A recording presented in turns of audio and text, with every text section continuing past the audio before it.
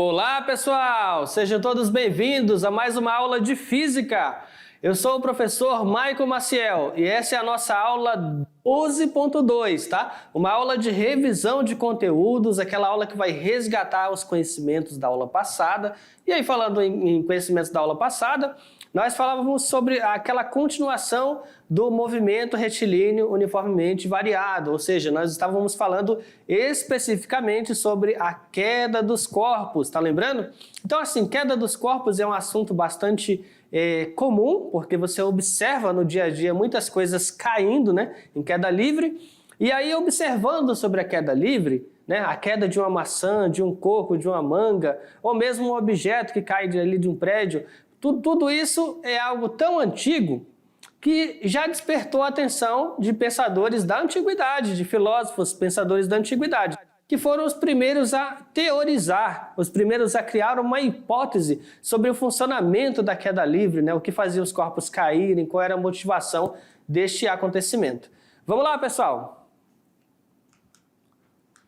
Então, olha só, a queda dos corpos, primeiro que ela acontece de forma acelerada, tá? Quer dizer o seguinte, que na queda livre, o corpo estará sujeito ao valor de uma aceleração, né? Essa aceleração é a aceleração da gravidade, tá? Vai ser ali aproximadamente 9,8 metros por segundo ao quadrado, tá? Então, muitos livros, muitas questões costumam arredondar para 10 metros por segundo ao quadrado, não tem problema.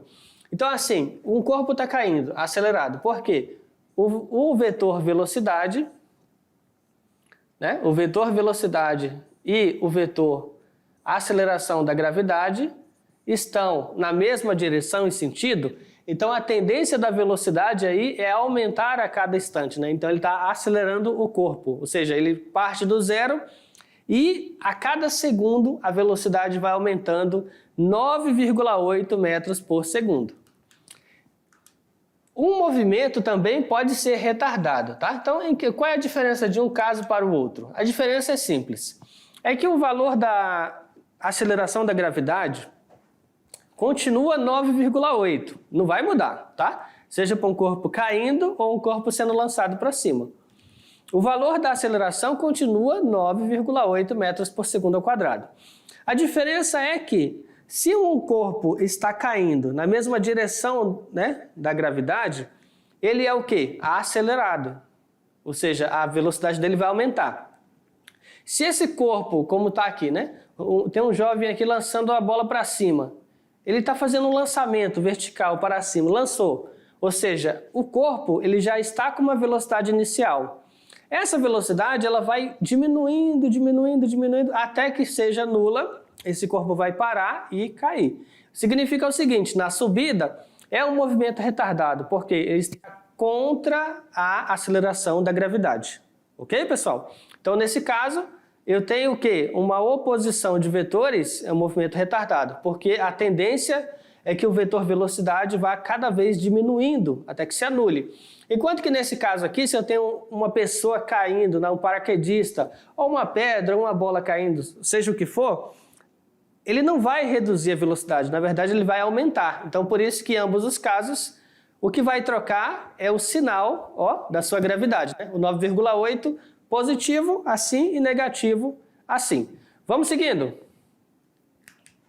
O que atrai os corpos é o quê? Qual é o motivo, né? A origem dessa atração é o quê? É a própria força gravitacional. Ou seja, existe um campo gravitacional e por condição desse campo gravitacional haverá uma força gravitacional agindo sobre os corpos. Como eu falei na aula passada, não existe essa força unilateral, né? É um par de forças, então a força de interação gravitacional ela vai acontecendo um par de forças, ou seja, o planeta está atraindo a pessoa, né? A pessoa atrai o planeta, então é sempre um par de objetos se atraindo mutuamente. Então nesse caso é a força gravitacional exercida pelo planeta Terra. O que chamamos de ação da gravidade, tá? Então, nesse caso, é uma força de ação do campo gravitacional, ação da gravidade. A tentativa do homem de compreender a ação da gravidade permitiu significativos avanços da ciência. Ou seja, a simples observação e o questionamento sobre como funciona a gravidade nos permitiu sair do planeta Terra, ou seja, entendendo como funciona a gravidade, nós conseguimos ter condições de sair do planeta Terra. Também criamos condições de nos locomover com muito mais rapidez e praticidade, ok? E também utilizamos a gravidade para fins recreativos, né? Como é o caso de uma montanha-russa. Então você vai ter pontos onde tu vai ter mais ou menos gravidade. Um dos primeiros a teorizar sobre o funcionamento da queda livre vai ser quem? Aristóteles, tá? Então o Aristóteles vai pensar o quê? Corpos mais pesados vão cair mais rápido, né? Cai mais rápido. Então esse é um pensamento aristotélico e assim, vamos admitir, hoje é muito comum você escutar da maioria das pessoas que você conversar, talvez não a maioria, de algumas pessoas que você conversar, um pensamento parecido com esse, né? Você vai conversar, as pessoas vão dizer o quê? Você pergunta para um colega seu, um familiar, um parente, um vizinho, se eu soltar uma bola de boliche e se eu soltar uma bolinha de tênis, qual que vai chegar primeiro no solo? Pergunta. Então, algumas pessoas vão te responder exatamente o pensamento que era aristotélico. Vão dizer o quê? O corpo que é mais pesado, ele vai chegar primeiro, ele vai cair mais rápido. Mas não, pessoal, esse era um pensamento inicial lá de Aristóteles, tá? Foi um pensamento que perdurou durante muito tempo. Então, olha aqui, ó, né? Uma ilustração aqui do Aristóteles, ok? E teve um outro pensamento de Galileu. Vamos lá, pessoal. Galileu, ele vai fazer um contraponto, né? Ele vai ter uma posição diferente desse pensamento aristotélico. Para Galileu, a queda dos corpos não depende do peso, tá? Não depende do peso. Significa que não importa qual é o mais pesado, menos pesado, mais massivo, menos massivo, tá? Então vai depender de outra coisa. O que é essa outra coisa, né? Mas não vai depender do peso dos corpos, tá? Aí temos uma ilustração do Galileu. Abandonados de uma mesma altura, um corpo leve e um corpo pesado caem simultaneamente, atingindo o chão no mesmo instante. É claro que esse exemplo aqui, né? Nós trouxemos o vídeo na outra aula da BBC. E nesse vídeo, para eles chegarem juntos ao solo, foi criada uma condição controlada e nessa condição controlada foi retirado o ar, né? Então tinha uma condição lá similar ao vácuo, ou seja, a ausência de matéria. Então nessa condição similar ao vácuo, nós eliminamos aqui o que poderia ser a resistência do ar, né? E sem a resistência do ar, tanto a bola de boliche quanto a pena, elas vão cair e vão chegar juntas, né? Aí, com a resistência do ar, não. Com a resistência do ar, a bola de boliche chegou primeiro e as penas vão chegar depois devido à resistência do ar. Não quer dizer que elas não sofram aceleração, né? A resistência do ar seria uma força externa, né? Agindo sobre o corpo. Então agora, pessoal, olha só, eu vou dar um tempinho, tá?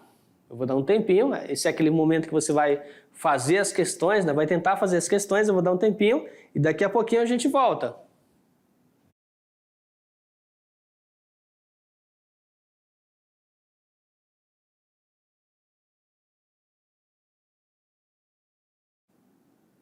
Opa, acabou o tempo, hein? Então vamos lá, eu espero que você tenha tentado fazer, né, de verdade e que tenha acertado e agora nós vamos descobrir se você acertou ou não. Vamos corrigir as questões aí, no passo a passo. Questão 1, né? Olimpíada Brasileira de Física 2017. Durante uma experiência realizada em laboratório, o professor Physicson mostrou aos seus alunos a sua arte em fotografias. Na ocasião, ele usou sua máquina como flash, no modo multi, para fazer múltiplas exposições de uma pequena bola impulsionada para cima por uma mola ideal. Então ele utilizou ali a câmera fotográfica para fazer múltiplos registros e esses múltiplos registros iriam registrar as posições sucessivas, né, dessa pequena bola que vai ser impulsionada para cima. Olha só, aqui, né? Este é o registro Este é o registro feito pela máquina fotográfica, tá?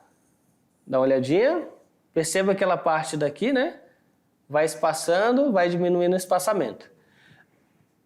A mola, com a bola em cima, foi inicialmente comprimida até o ponto P e liberada. Quer dizer o seguinte, vamos lá, vamos aqui. Quer dizer o seguinte, que ele coloca aqui a bolinha, né, sobre a mola, e essa bolinha sobre a mola, ela está aqui numa condição de equilíbrio, está no ponto Q, tá? Ou seja, aqui a mola não está impulsionando nada. Agora ele pegou essa mola e amassou ela, pressionou, comprimiu, até ela chegar aqui, ó, no ponto P. E depois ele vai soltar, né? Para poder impulsionar. Aí, não sei se você lembra, né? Mas aqui há uma conversão de energia, né? Vai ter um tipo de energia aqui, né? Potencial elástica. E essa energia potencial elástica vai ser convertida para outra forma de energia cinética, que vai permitir movimento à bola, que vai ser convertida em energia potencial gravitacional. Tá? Então, essa é basicamente uma conversão de energias. Então, pronto, trouxe a mola até o ponto P e soltou para dar aquele lançamento que a gente precisava. Vamos lá, pessoal.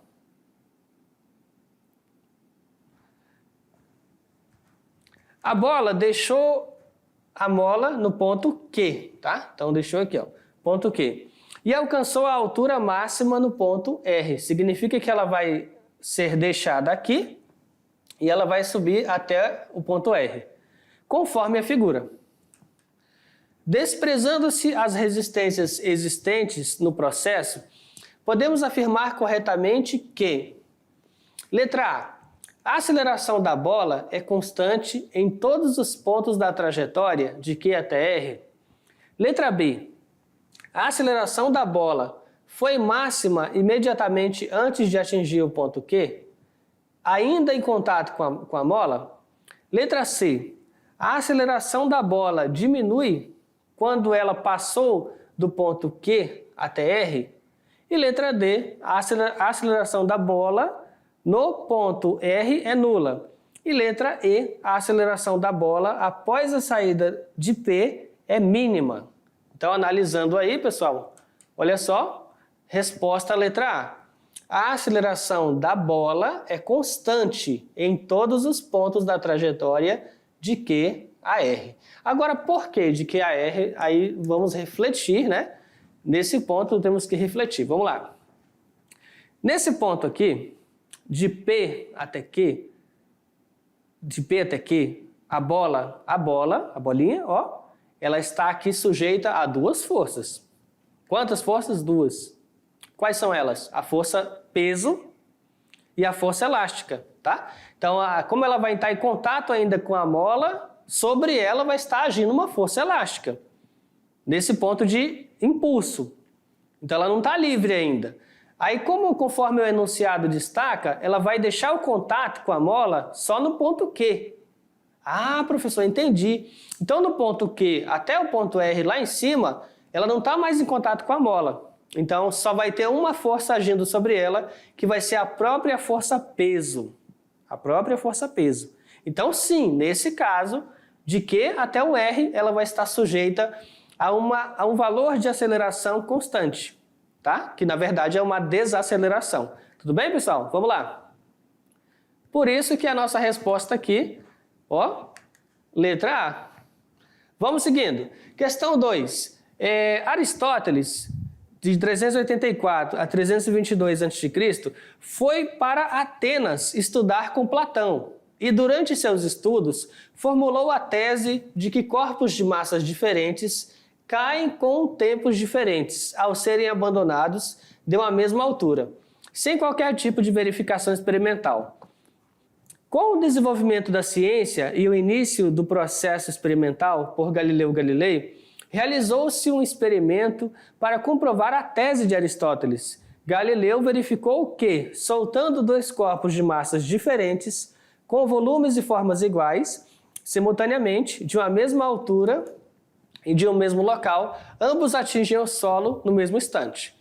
Com relação ao experimento realizado por Galileu, afirma-se que, primeiro, A aceleração da gravidade foi considerada a mesma para ambos os corpos abandonados? 2. Os corpos chegaram ao mesmo instante no solo, pois os pesos tornaram-se iguais? 3. A resistência do ar não influenciou no resultado obtido por Galileu. Está correto o que se afirma em... Então vamos lá. 1 apenas? B. 1 e 2 apenas? C. 1 e 3 apenas? D, 2 e 3 apenas, ou E, 1, 2 e 3. E a nossa resposta, pessoal, 1 e 3 apenas, tá? Então, a primeira, a aceleração da gravidade foi considerada a mesma para ambos os corpos, sim. E 3, sim, a resistência do ar não influenciou, né? Já que ele pegou objetos com massas diferentes, mas com volumes e formatos iguais, tá? Então, vamos lá, pessoal. Se liga no Enem, questão 3. Quando se abre uma torneira de forma que saia apenas um filete de água, a área da secção reta do filete de água abaixo da boca da torneira é tanto menor quanto mais distante dela. Por quê? Então o que ele quer dizer aqui é o seguinte, vamos lá. A área diminuiu, aí aqui diminui mais, aqui diminui mais, tá? Ele está relacionando isso. Ele está relacionando distância, ele está relacionando essa distância aqui com área. Vai diminuir, né? É isso que ele está dizendo. Então, de novo, a área da seção reta do filete de água abaixo da boca da torneira é tanto menor quanto mais distante dela. Então, essa é a relação que ele está fazendo. Aí, uma vez, né? Por quê? Uma vez que a velocidade da água distante da boca da torneira é menor devido à ação da força gravitacional, para que haja conservação da massa, a área da seção reta do filete tem que ser menor? Letra B. A velocidade da água caindo não depende da força gravitacional e, portanto, para que haja conservação da massa, a área da seção reta do filete tem que ser menor. As interações entre as moléculas da água, letra C, né? As interações entre as moléculas da água tornam-se mais intensas devido à ação da força gravitacional. E assim a área da seção reta do filete distante da boca da torneira fica menor. Letra D. Como a velocidade da água distante da boca da torneira é maior devido à ação da força gravitacional, para que haja conservação da massa, a área da seção reta do filete tem que ser menor. E letra E. Devido à velocidade com que a água sai, a boca da torneira é projetada para que a água seja concentrada mais distante da boca. Então vamos lá. Analisando aqui as alternativas, ele fala aqui, né? Uma vez que a velocidade da água distante da boca da torneira é menor devido à ação da força gravitacional. Para que haja conservação da massa, a área da seção tem que ser menor. Isso é A. Analisando aqui a alternativa, tem que ser A, D. Como a velocidade da água distante da boca da torneira é maior, né, devido à ação da força gravitacional, para que haja conservação da massa, a área tem que ser menor. A letra A, ele fala algo parecido, né?